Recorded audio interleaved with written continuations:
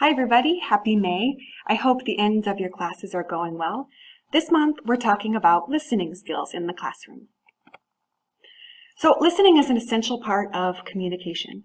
Strong listening skills help learners engage in conversations and communicate more effectively.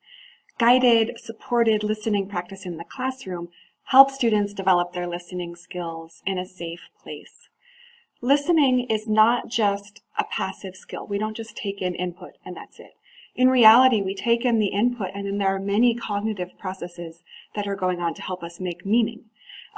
It means paying attention to words, gestures, facial expressions, body language, context, background knowledge.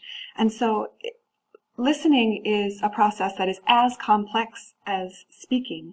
It's just that it's not as visible from the outside. But listening and speaking go hand in hand. If we want students to develop their speaking skills, we need to give them time to practice their listening skills. We always want to give a purpose for students to focus on. In real life, we never listen to something just to practice listening as a skill. In reality, we always have a focus on what is being communicated and why we are listening to it. And so giving your students a listening focus is motivating, and it allows them to focus on something specific rather than trying to catch everything, which can be really demotivating and frustrating. So, for example, in a normal conversation, we listen to try to understand a story, to figure out what the telemarketer on my phone wants, to figure out where to turn left. And we do this naturally in our first language. But in our second language, it can be overwhelming if we don't know what to focus on. When you're selecting a listening track or an activity to use in class, you want to think about two things. What purpose is there for using a listening activity like this? And is that purpose similar to what someone might have for listening to it in real life? We want it to be relevant to real life.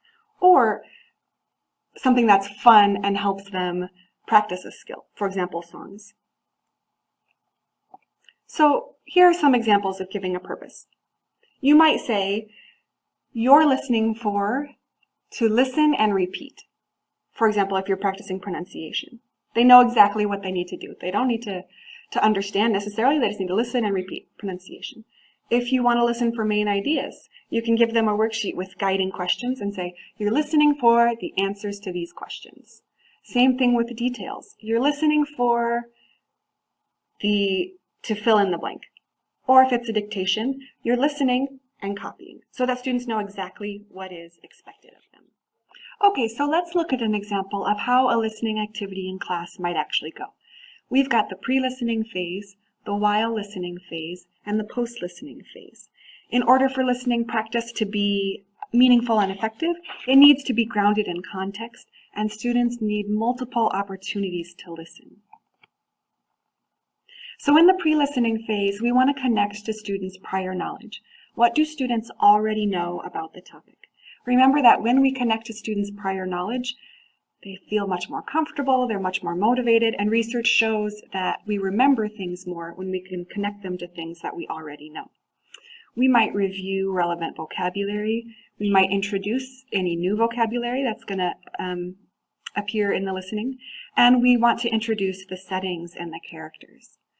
So let's say, for example, that we have been studying the simple present, and students are already comfortable with the simple present forms. If I want to connect to their prior knowledge, I might ask, what do you do every day? And then I model with my day. Every day I get up at 6 in the morning, blah, blah, blah. I write my verbs on the board. Then I ask students, maybe students talk to each other. What do you do every day? And then we write their verbs on the board to connect to the verbs that they already know. And then to give them context, I might say, okay, we're going to listen to a conversation between a woman and her friend. They are talking about their days. And that can be our pre-listening activity. The first part activates students' prior knowledge, and the second part gives the context for the listening. Other pre-listening activities that you could do at a higher level, you could give the students the title and say, what do you think will happen? Have them make predictions. We could give them a picture what do you say in this picture? How is it connected to the title? So that they're starting to think about this topic. We can connect to their lives. What does this make you think of? Does this remind you of something from your life? And we can ask them to agree or disagree with a title or an idea. Okay, next we move into the while listening phrase. And this is where the authentic purpose for listening really comes in. This is where we can identify and listen for those signposts that I mentioned earlier. And like I said earlier, those signposts are indicators of what's coming next, and it helps our brain key in on what we're really listening for. We do this naturally in our first language, but in our second language, we need help. So for example, if we want students to listen for cost, I can say, okay, so what are you going to listen for? What words are you going to listen for to help you hear the cost? And it might be, it is, or it costs, and we'll write those on the board so that students can train their brains to listen for those particular phrases. If we're asking students to listen for facts versus opinions, well, the signpost for facts might be, according to the New York Times, and the signpost for opinions might be, I think, or in my opinion. And so helping them develop that skill of listening for these signposts is really going to help them outside of the classroom. It's important to listen multiple times, at least 2, and then up to as many as needed. I often did 2 to 3 when I was teaching. And why is that? In real life, we only get to listen 1 time. Well, this is not real life. This is one of the benefits of practicing listening in the classroom, is that we can do it multiple times to help students develop the skills so that when they go out into that more high stakes listening situation, they've got the skills. So if we go back to our example about simple present, I might say, okay, we will listen to the conversation. You should listen for what the speakers do every day. Check the box next to the verbs that you hear. So maybe I've given them a worksheet with verbs on it. They're listening for the verbs that they hear. They know exactly what they're listening for. They know exactly what signposts they're listening for. If we're listening for details, I might create a close activity, which means a fill in the blank activity. And I might say, okay, students, you are listening for the missing verbs. What goes in this blank? Again, they know exactly what's expected of them. Other examples of while listening activities include, you could give them multiple choice questions or open-ended questions. If it's higher level, you could ask them to take notes. That's much more difficult. It's a lot easier when they've got some structure to help guide their listening. Or you could ask them to match pictures with texts. If we're listening for details activities, and I'm sorry, that 2x means listening at least 2 times, probably more. So if we're listening for details, again, we could do a close, or a true or false, or a fill in a chart. Okay, so we've listened several times, we've listened for main ideas, we've listened for details, we've checked the answers, students have discussed it, and now we're moving into the post-listening phase. It's really important not just to stop with the comprehension. We need to take it past the comprehension and help students connect it to their experience, connect it to real language. So post-listening phase helps us connect what they heard to their own experience. It helps connect what they heard with real language and helps students use new language and listening skills in real life communicative practice. So if we go back to our simple present idea, maybe this means using an interview grid, which is just, I'm sure you've used them in class maybe. We have questions along one side of the grid and spaces for them to interview, to put names of people they've interviewed.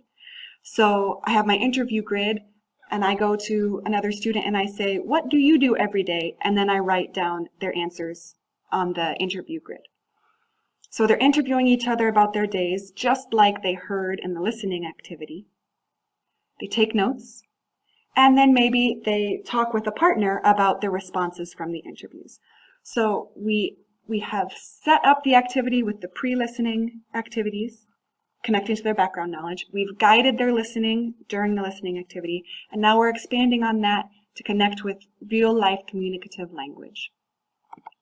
Other examples of post-listening activities, especially for higher levels, discuss opinions related to the listening text, role play similar interactions. For example, if you listen to an interaction between a patient and a doctor, students then can role play that, and relating it to similar life experiences that they may have had. So in conclusion, I think it's really important to emphasize that listening practice is as important as and as complex as speaking practice. And so if we want their speaking skills, our students' speaking skills to get better, we also need to give them time and space to practice listening skills in a safe, communicative environment. And there are many, many resources for students to practice their listening outside of class. And you'll find some of those resources further down in the newsletter. Thank you so much for listening. I hope that you get to have some wonderful parties with the end of the session. And as always, please feel free to contact me with questions or for help. Have a great end of the session.